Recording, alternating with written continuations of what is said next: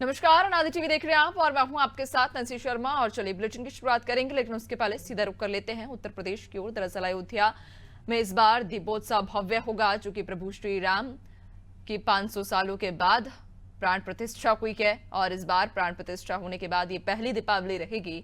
इसी क्रम में तमाम कार्यक्रमों का आयोजन भी किया जा रहा है और इन कार्यक्रमों में शामिल होने के लिए मुख्यमंत्री योगी आदित्यनाथ भी अयोध्या पहुंच चुके हैं।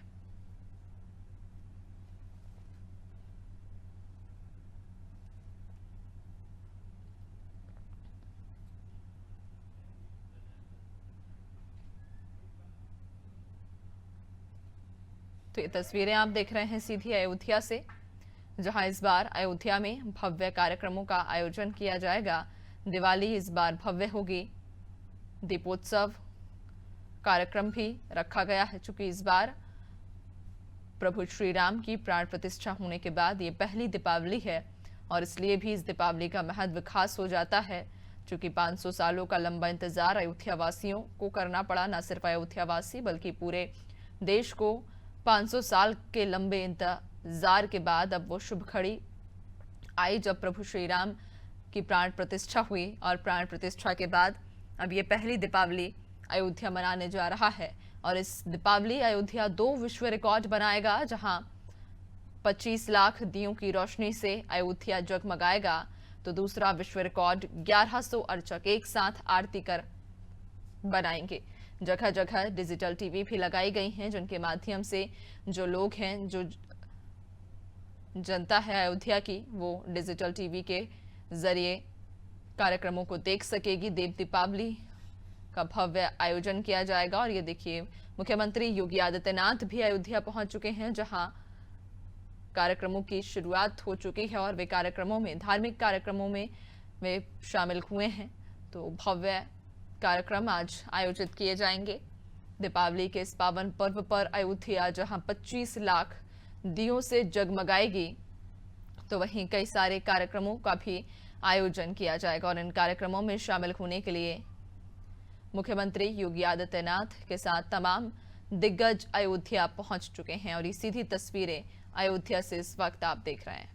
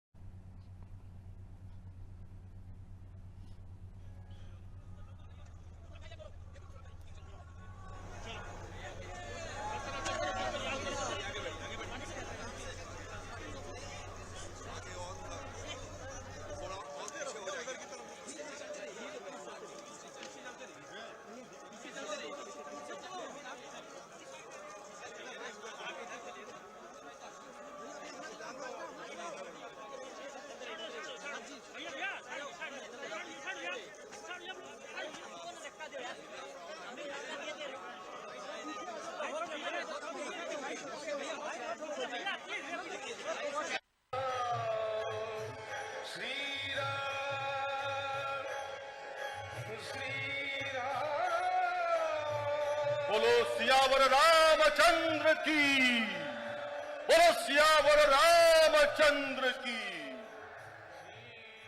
इस वर्ष अयोध्या में भगवान श्री राम के भव्य मंदिर के निर्माण के पश्चात तथा वहां उनकी प्राण प्रतिष्ठा के पश्चात अयोध्या में आयोजित प्रथम दीपोत्सव में आप सभी का बहुत बहुत स्वागत, अभिनंदन। आज उस उस विलक्षण एवं परम आनंददायक यात्रा का सोपान आ गया है जिसकी हम सबको प्रतीक्षा थी। माननीय मुख्यमंत्री आदरणीय श्री योगी आदित्यनाथ जी, माननीय केंद्रीय मंत्री भारत सरकार श्री गजेंद्र सिंह शेखावत जी एवं अन्य सभी विशिष्ट महानुभाव मंच पर पधार चुके हैं तथा इस शाश्वत पुनर्नवा निर्विकल्प एवं विजयी श्री राम को माता सीता, भैया लक्ष्मण, भरत और शत्रुघ्न के साथ हनुमान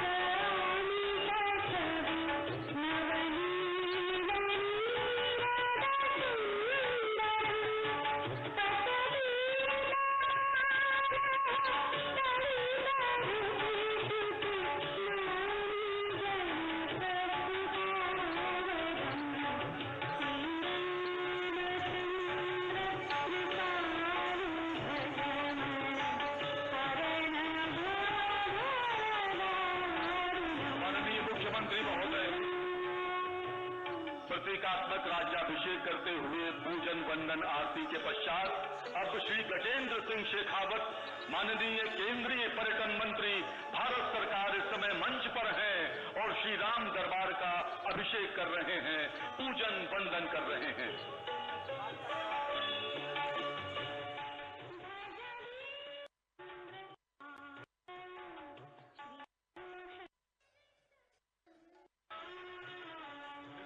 बहुत सौभाग्यशाली हैं कि हम सबके जीवन में चढ़ाए हैं और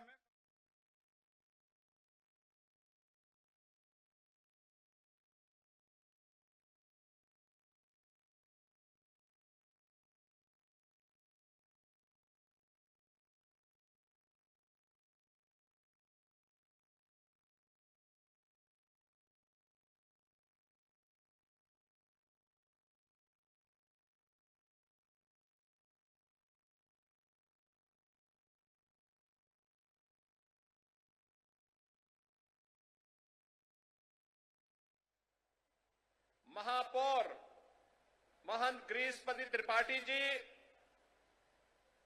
विधान परिषद सदस्य डॉक्टर हरिओम पांडे जी, मान्य विधायकगण, आज के इस समारोह में अपनी कृपा पूर्वक उपस्थिति के कारण इस समारोह की शोभा बढ़ा रहे जगतगुरु रामानुजाचार्य स्वामी राघवाचार्य जी महाराज, जगतगुरु रामानुजाचार्य स्वामी विश्वेश प्रपन्नाचार्य जी महाराज, जगतगुरु रामानुजाचार्य स्वामी श्री सिद्धराचार्य जी महाराज,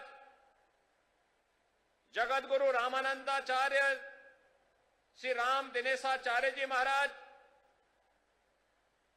मणिराम दास सावनी के श्री महंत जी के कृपा पात्र महंत कमल नयन दास जी, बड़े भक्तमाल के श्री महंत अवधेश दास जी, श्री महंत राजकुमार दास जी, श्री महंत राम शरण दास जी महाराज, श्री महंत देवेंद्र प्रसादाचार्य जी,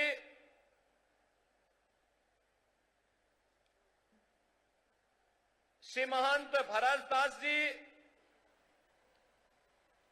श्री महंत धर्मदास जी, जगत गुरु श्री सतवा बाबा महामंडलेश्वर, महंत संतोष दास जी, महंत रामदास जी महाराज, आज के इस कार्यक्रम में उपस्थित अयोध्या के हमारे सभी पूज्य संतजन, उपस्थित भक्तगण, प्रदेश सरकार के हमारे सभी वरिष्ठ अधिकारीगण और प्रदेश के अंदर जहां कहीं भी लोग इस आवाज को सुन रहे हैं, उन सबको भी मैं आज के इस ऐतिहासिक दिन की हृदय से बधाई देते हुए आप सबका मैं अभिनंदन करता हूं। बहनों और भाइयों, ये सचमुच हमारे लिए अत्यंत आह्लादित करने वाला क्षण है। याद करिए, आज से 8 वर्ष पूर्व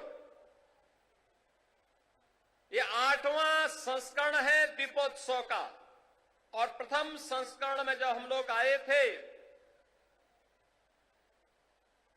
राम कथा मंडप भी छोटा था,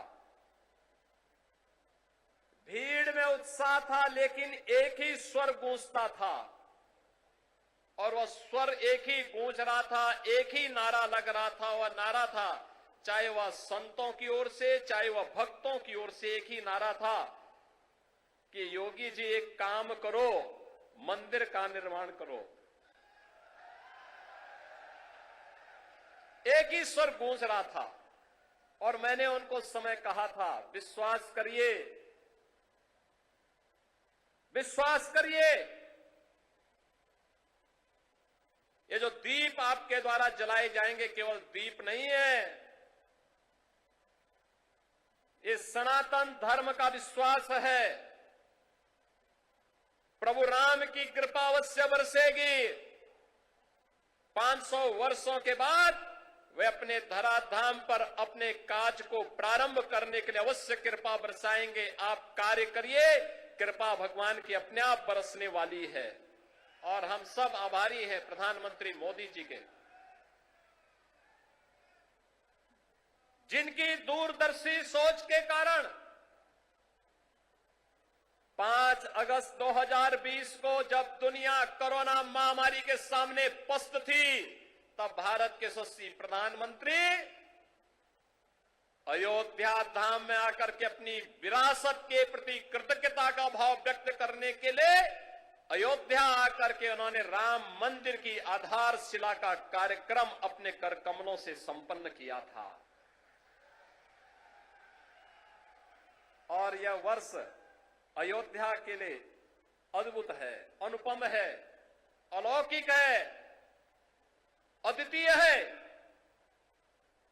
जब इस वर्ष 22 जनवरी 2024 को अयोध्या धाम में 500 वर्षों का इंतजार समाप्त करके 500 वर्षों का इंतजार समाप्त करके एक बार फिर से रामलला अपने धाम में, अपनी जन्मभूमि में विराजमान होकर के दुनिया के अंदर पीड़ित और प्रताड़ित लोगों को संदेश दे गए हैं कि कभी भी अपने पथ से विचलित मत होइए, संघर्ष का रास्ता अपनाइए, सफलता जरूर प्राप्त करेगी, सफलता जरूर प्राप्त होगी। यह अवसर है हमारे पास उन सभी आत्माओं को स्मरण करने का जिनका पूरा जीवन राम जन्मभूमि आंदोलन के लिए, प्रभु राम की कृपा का प्रसाद प्राप्त करने के लिए समर्पित था। मैं इस अवसर पर उन सभी पूज्य संतों को नमन करता हूं, उन सभी हुतात्माओं के लिए जिन्होंने 3.5 लाख की संख्या में अपना शहादत दे करके एक ही तमन्ना के साथ वे इस धराधाम से विदा हो गए कि चाहे जैसे भी हो हमारे बलिदान की कीमत पर ही सही, लेकिन अयोध्या में राम मंदिर का निर्माण होना चाहिए। उनका संकल्प पूरा हुआ। अयोध्या में राम मंदिर का भव्य निर्माण का कार्य पूरा हो चुका है। रामलला फिर से अयोध्या धाम में फिर से विराजमान हो चुके हैं। लेकिन रामलला के विराजमान होने के बाद इस दीपोत्सव का पहला अवसर है। इससे पहले हम लोग बोलते थे और जो कहा सो करके दिखाया भी था। बहनों और भाइयों, ये डबल इंजन की सरकार जो बोलती है वो करके दिखाती है। अकेले अयोध्या धाम के विकास के लिए, जिस अयोध्या में 2017 के पहले बिजली नहीं मिलती थी, यहां की सड़कों की स्थिति, यहां के घाटों की स्थिति, यहां के मठ और मंदिरों की स्थिति, और जिन लोगों ने राम को ही उपेक्षित कर दिया था और जिन लोगों ने भगवान राम के अस्तित्व पर ही प्रश्न खड़ा किए थे, वे केवल भगवान राम के ही अस्तित्व पर प्रश्न नहीं खड़ा कर रहे थे, वे सनातन धर्म के अस्तित्व पर प्रश्न खड़ा करते थे। वे आपके अस्तित्व पर खड़ा करते थे प्रश्न, वे आपकी विरासत पर प्रश्न खड़ा करते थे। लेकिन कितना सदा सहिता है हमारी, सदा सहिता ही समझो, लेकिन आपकी सदा सहिता विरोधी को कायरता नजर नहीं आनी चाहिए। और इसीलिए मैं कहने के लिए आया हूं आपसे आज, आपने 2017 के बाद जो भी कहा वह अयोध्या के अंदर हो करके रहा है। हम लोगों ने कहा था कि आपने कहा था 17 में कहा था, इसी मंच पर उस समय कहा था, पूज्य संतों की उपस्थिति में कहा था कि योगी जी एक काम करो, मंदिर का निर्माण करो। बहनों और भाइयों, मंदिर का निर्माण तो हो गया है, रामलला भी विराजमान हो गए। इसी मंच से मैंने और मेरे सहयोगियों ने भी और आदरणीय प्रधानमंत्री जी ने भी आपको कहा था, अयोध्या को दुनिया की सुंदरतम नगरी बनाएंगे। आज अयोध्या चमक रही है, दुनिया अयोध्या की ओर आ रही है। 31,000 करोड़ रुपए की लागत की परियोजनाएं या तो पूरी हो गई है या जिन पे कार्य युद्ध स्तर पर चल रहा है। और बहनों और भाइयों, इससे भी आगे जाकर के भी इस पे कार्य होने हैं। ये तो एक शुरुआत है, शुरुआत। अयोध्या एक शुरुआत है सनातन धर्म के लिए। विरासत और विकास के प्रधानमंत्री मोदी जी के विजन को जमीनी धरातल पर उतारने के लिए, उस अभियान को वैश्विक मंच तक ले जाने के लिए आज काशी हमारी चमक रही है। भव्य और दिव्य काशी के दर्शन दुनिया कर रही है। आज हमारा अयोध्या धाम जो भी आता है, मैंने 22 जनवरी को दृश्य देखा है, 23 जनवरी को मैंने वह दृश्य देखा है, जब देश भर से आए हुए श्रद्धालु अयोध्या में भगवान राम के मंदिर का दर्शन करते थे। उनके आंखों में खुशी के आंसू थे। कोई पिलर को पकड़ करके आंसू बहाता था और कोई जमीन पे लेट करके भगवान को भी दंडवत करता था। उनके सामने शीश नवाता था, लेकिन अपने अश्रु बहा करके खुशियों को भी उजागर करता था। बहनों और भाइयों, वह सभी दृश्य मैंने अपनी आंखों के सामने अयोध्या के अंदर देखे हैं। और मैंने उन लोगों के भी काले कारनामे देखे हैं जिन्होंने राम भक्तों के लहू से अयोध्या को और सरयू मैया को लहूलुहान किया था। वह दृश्य भी हम लोगों ने अयोध्या के अंदर देखा है। और इसीलिए मैं आपको एहसास कराने के लिए आया हूं। आज हमने जो कहा, ये डबल इंजन की सरकार ने जो कहा था, वह तो करके दिखा दिया। अब अयोध्या की बारी है। अयोध्या को फिर से अपने आप को साबित करने की बारी है। और याद रखना, ये मां सीता की अग्नि परीक्षा बार बार नहीं होनी चाहिए। हमें इस अभिशाप से निकलना ही होगा।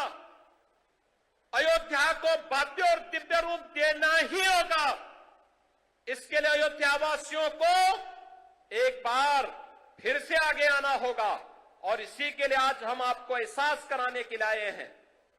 ये जो कार्यक्रम इतनी भव्य रूप में यहां पर आयोजित हो रहे हैं, ये जो स्वरूप है अयोध्या का, ये बदलावा स्वरूप आज दुनिया को अपनी ओर आकर्षित कर रहा है। कोई सोचता था अयोध्या में 4 लेन की सड़कें होंगी, धर्म पथ के नाम पर होंगी, राम पथ के नाम पर होंगी, भक्ति पथ के नाम पर होंगी, जन्म भूमि पथ के नाम पर होंगी। कोई जानता था इतने फ्लाईओवर अयोध्या के अंदर बनेंगे? कोई कभी कल्पना करता था कि अयोध्या जहां 4 घंटे 5 घंटे बिजली नहीं मिलती थी, जो लोग आपको बिजली के लिए तरसाते थे, सड़ी हुई गर्मी में तरसने के लिए छोड़ देते थे, वे भी आज राम की दुहाई दे रहे हैं। जो लोग राम जी की पेड़ी में सड़े हुए जल में आपको स्नान करने के लिए मजबूर कर देते थे, वे भी आज अयोध्या आकर के अपना ताल ठोकना चाहते हैं। लेकिन हम लोगों ने तो राम जी की पेड़ी को ऐसा बना दिया, एक तरफ से आज पानी आता है और दूसरी ओर निकल जाता है। ऐसे लगता है जैसे हरिद्वार की राम जी की पेड़ी आज हर जी की पेड़ी बनकर के यहां के भक्तों को तार रही हो। आज अयोध्या को देश की पहली सोलर सिटी बना दिया गया है। और याद करिए, हजारों वर्ष पहले भगवान राम पुष्पक विमान से अयोध्या आए थे और तब से अयोध्या में फिर से विमान नहीं उतर पाया था। बहन और भाइयों, मोदी जी की कृपा से अयोध्या इस अभिशाप से मुक्त हुआ। अयोध्या में इंटरनेशनल एयरपोर्ट बना, पूरे देश की कनेक्टिविटी अयोध्या के साथ जुड़ी। जिन लोगों को कार्य नहीं करना था, पहले राम के अस्तित्व पर प्रश्न खड़ा करते थे, उससे पहले राम भक्तों पर गोली चलाते थे, जब एयरपोर्ट का निर्माण कार्य प्रारंभ हुआ तो उन्होंने कहना प्रारंभ कर दिया कि साहब ये किसानों का शोषण हो रहा है। जब यहां पर मंदिर, यहां सड़क के चौड़ीकरण का कार्य प्रारंभ हुआ, उन्होंने कहा साहब व्यापारियों का शोषण हो रहा है।